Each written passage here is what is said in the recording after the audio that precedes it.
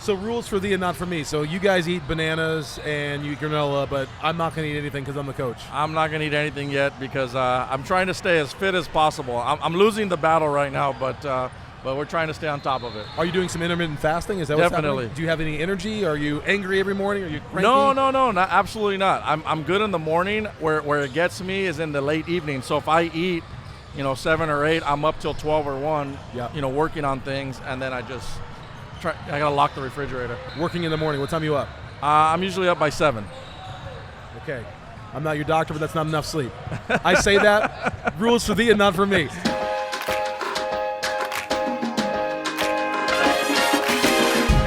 I don't get enough sleep either. So now there's one day a week though that I'll just completely knock out. What day is that? And usually it's Friday, unfortunately. Okay. But Friday I'll usually get that 8 to 10 hours, and so kind of recharge that way. I see. Yeah. You have 3 children, 2 children? Three children. They're all grown though. How old are they? My oldest son is 30, my middle son is 25, and my daughter's 19. By the way, we're sitting here with Coach George Zedan, Los Angeles native, AAU head coach of the Earl Watson Elite Program. I was in the past, yes. So I worked with Silver, helps kind of get it off the ground many years ago. Yep. Ryan and I have a great relationship. Ryan Silver and I have a great relationship. We've probably known each other for close to 20 years now. And when I is that what brought you here? Yes. So stepped aside maybe 5 or 6 years ago from coaching the 17 and under team, but we had a great run. You had coached a nationally ranked 17 and under team. We did. We had some great players. I want to say in our stretch with Ryan Silver, probably had 8 to 10 players make it to the NBA, so it was pretty amazing. That's incredible. Yeah. Wow. It's a good run.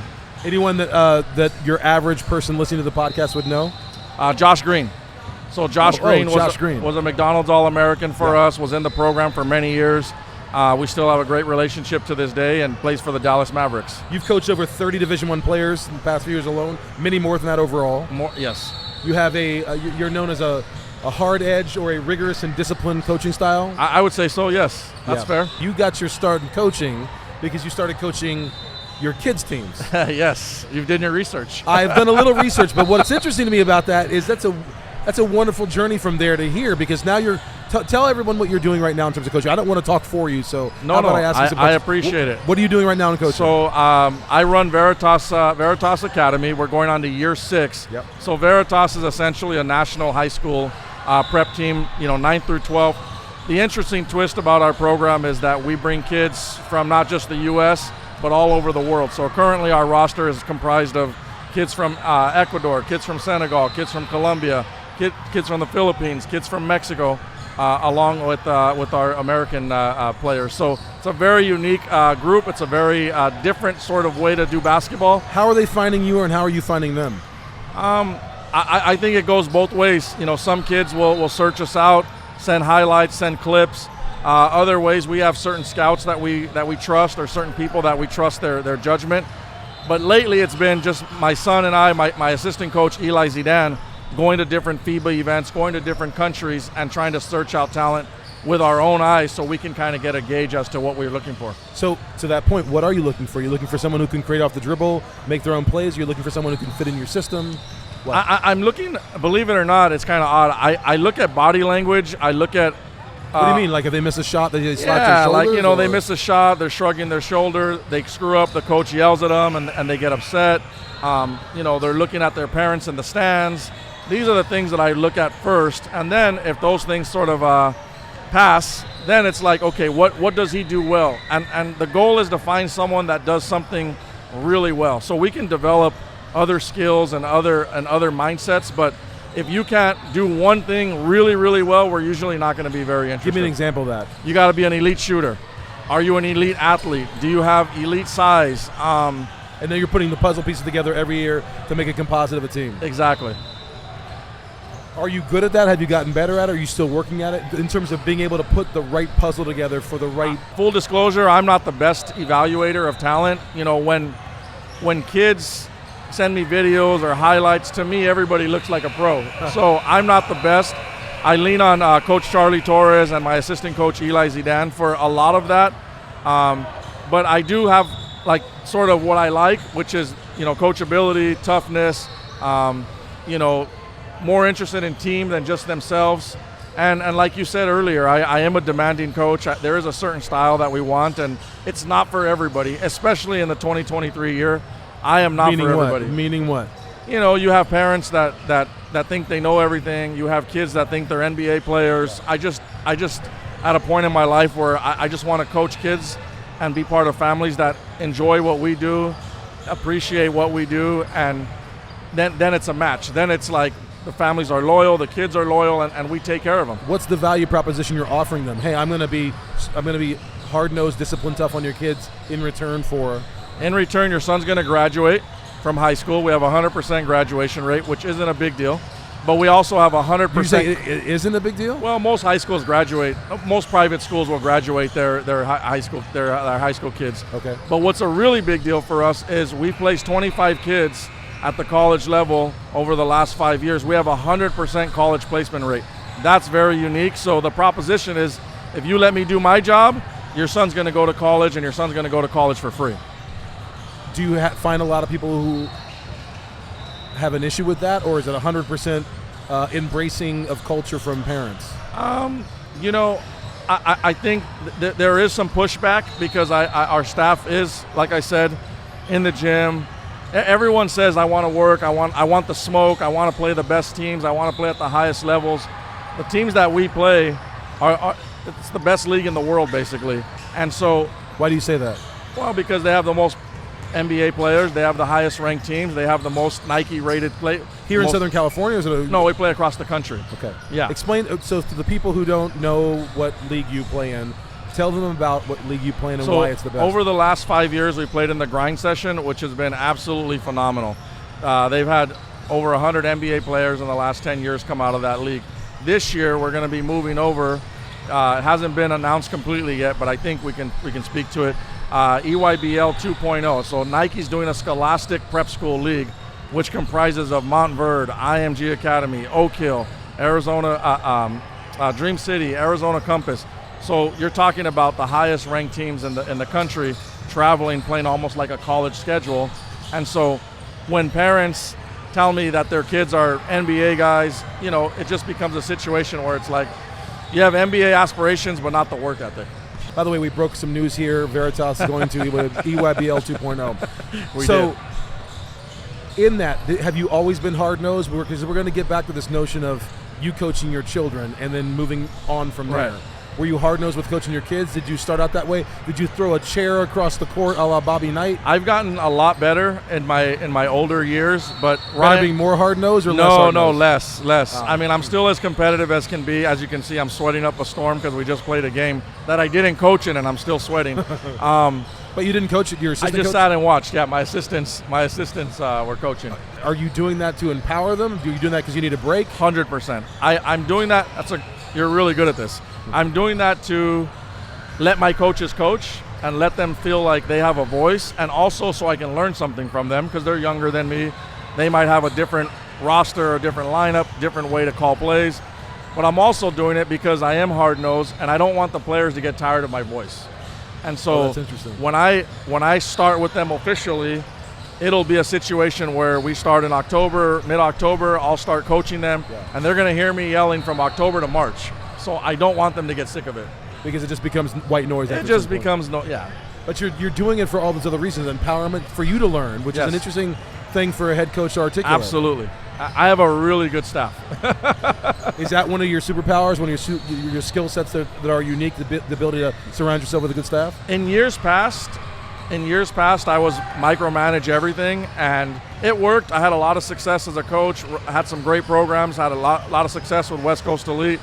But as I've gotten older, it's also, like you said, empowering your coaches, giving them a voice, making them feel like, you know, their ideas are not for naught. It's like, hey, I think we should do this. Okay, great, let's try it.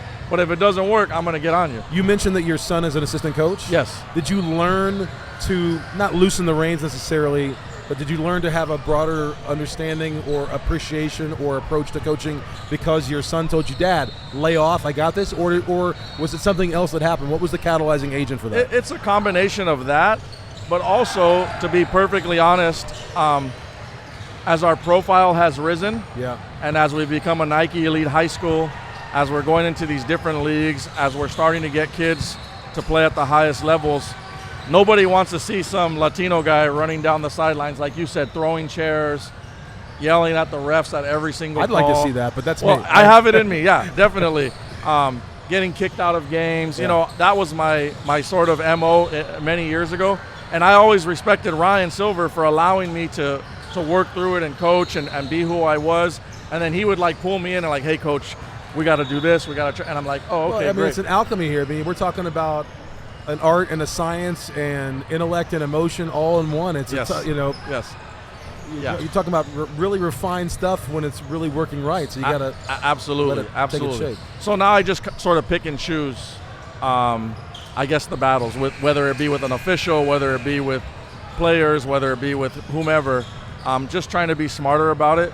But if you come to our practices, I mean, it's still as competitive as it's ever been.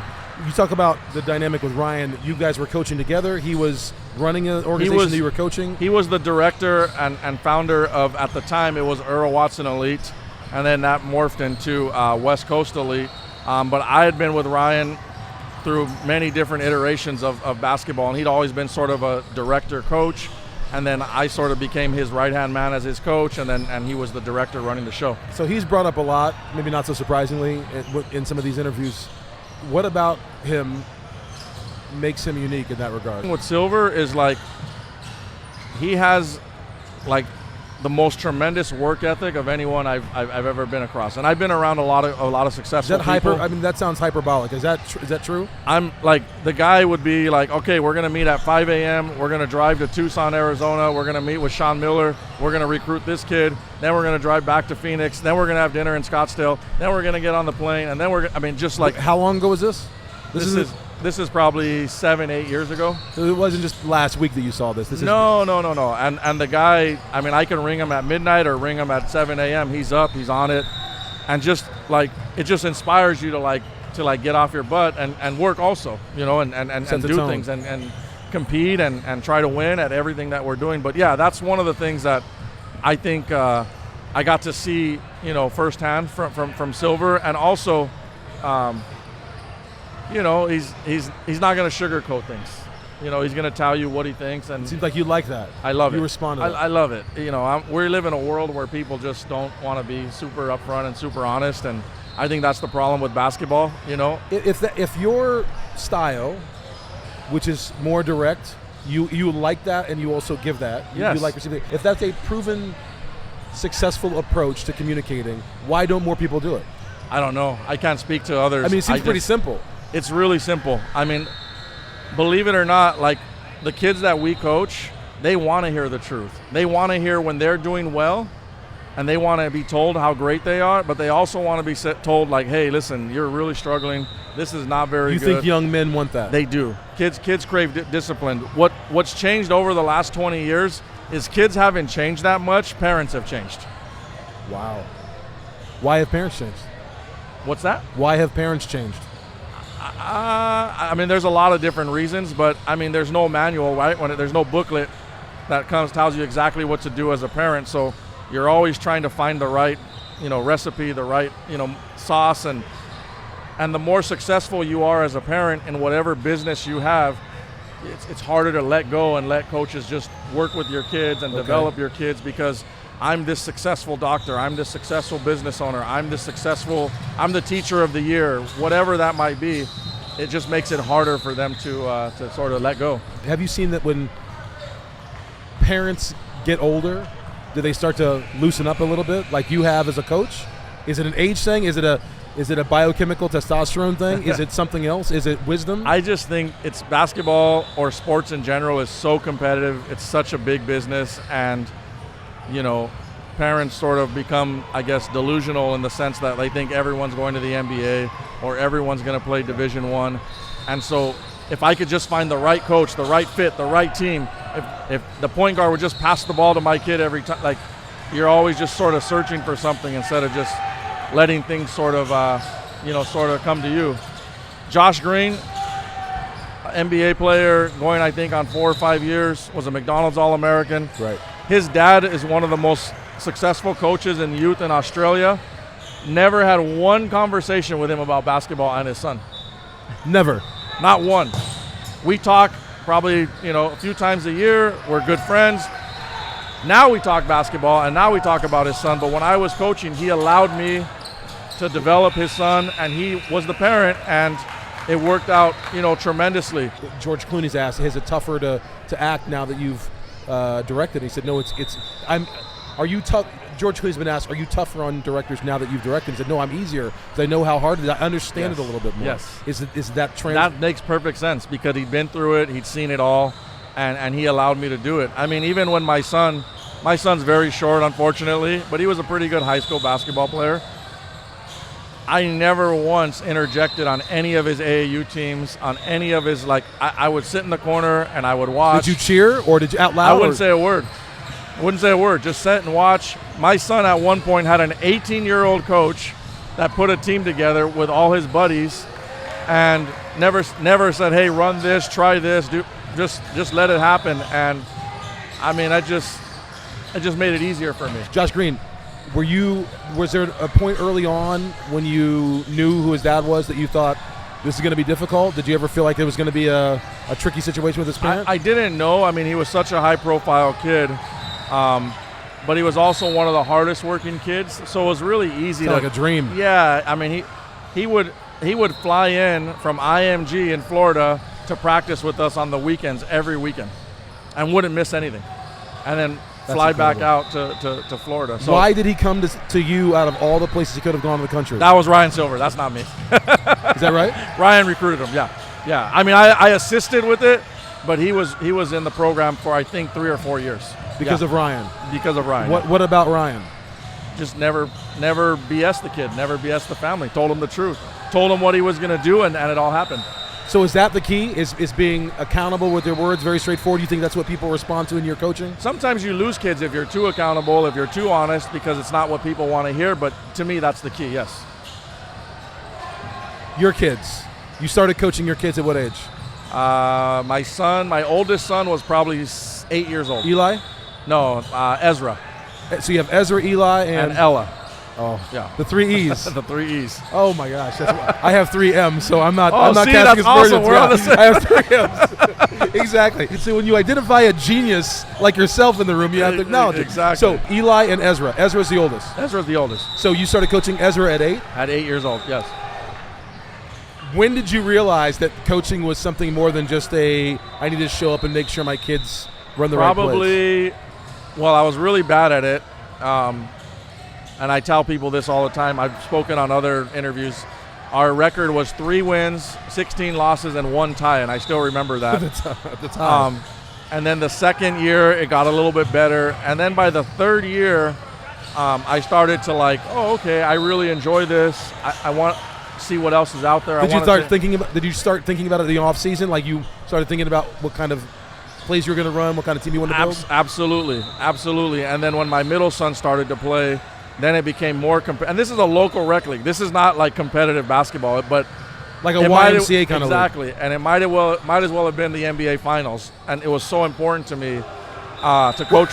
You never cheer more for your pro team, your college team, than you do your 8-year-old kids team. Definitely it's not. incredible. No, it was like it was the most important thing in the world to me at the time. I just talked to a guy. He's coaching his son, a friend of mine. He's coaching his son. He's flying back from Miami, a business conference, to coach his son's basketball team, 8 and under, in San Diego. So I understand. It's like I'm like, yep, that makes sense. That makes perfect sense. He has his priorities straight. Exactly. So you started coaching Ezra at 8. At what point did you realize I'm going to be a coach more than just recreationally? Well, And what were you doing as a vocation at that point? Doing different investments and doing different things like that, real estate and things of that sort. But I think for me, I grew up kind of rough. Everybody has a story. We don't need to get into that whole thing. But I always had very good coaches and mentors in my life.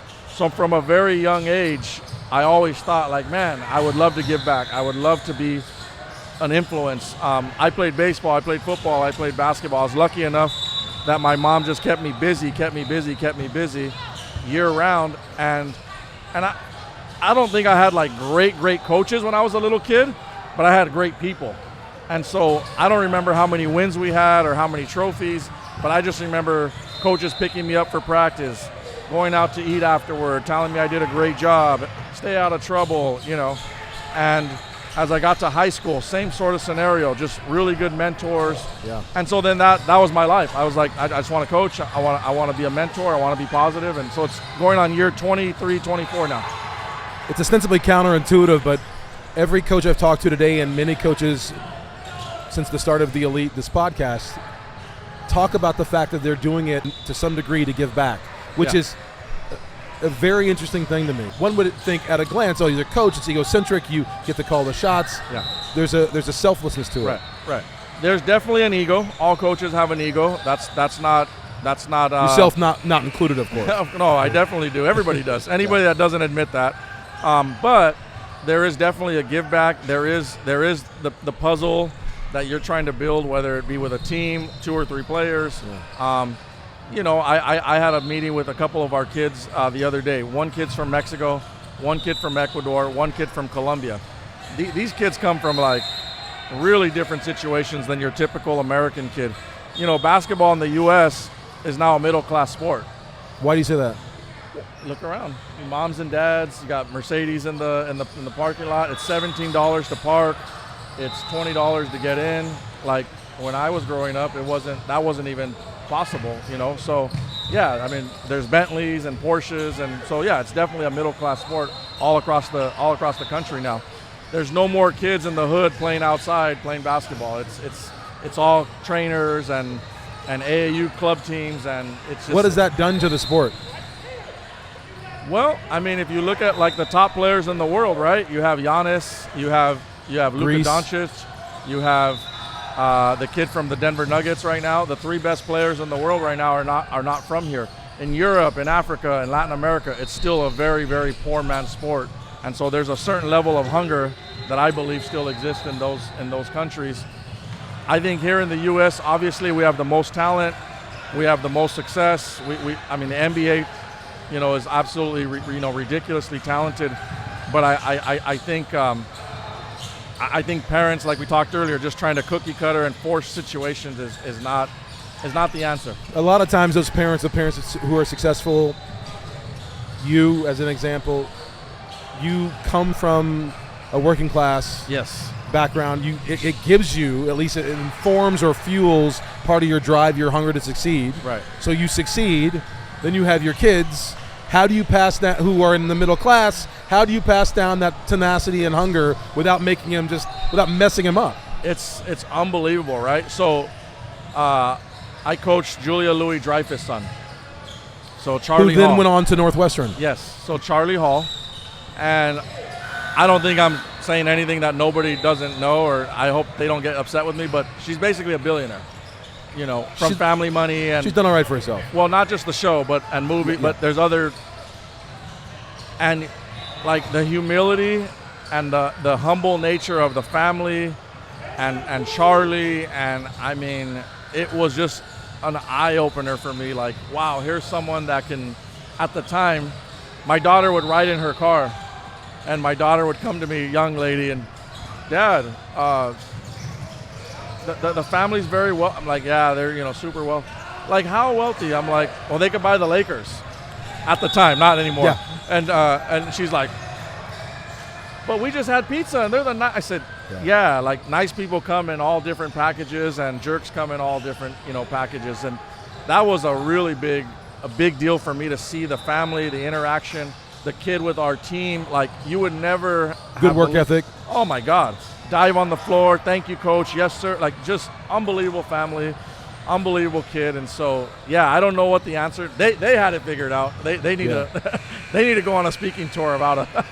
Well, you talked. There's a few things we've talked about that seem to have binarily opposed ideas, right? This idea of being very wealthy but also being humble. This idea of being a coach, which is arguably about control in one of those pure states, but you talk about the best way for you to be better as a coach is to relax or release your control and learn. Right. So you're teaching as a coach, but you're learning from your coaches. Right. As a parent, relaxing a little bit. Yeah, I think for me, I didn't play basketball at a high level, so I've always been insecure as a coach, in the sense that, like, I don't have a network of guys I grew up playing with. I didn't play in college. I don't have all these NBA ties. So that's what sort of kept me hungry and motivated and always trying to learn. Your superpower is not coaching. Your superpower is honesty.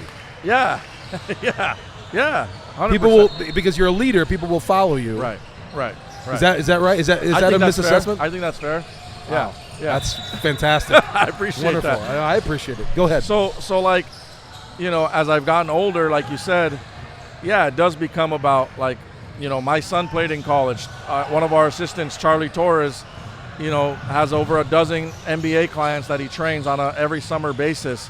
Charlie played professionally in Mexico, which is not the NBA, but he's still been around. So what kind of person am I if I'm not listening or taking suggestions from, these individuals that have been on the court and they're younger. They can bond, in different ways with the players than I can. So yeah, definitely. What's next, Coach?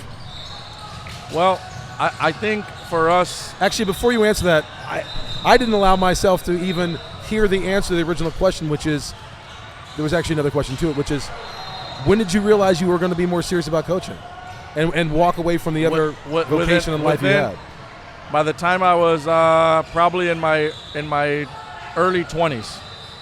Before you started coaching your kids or during? No, during. About year 3.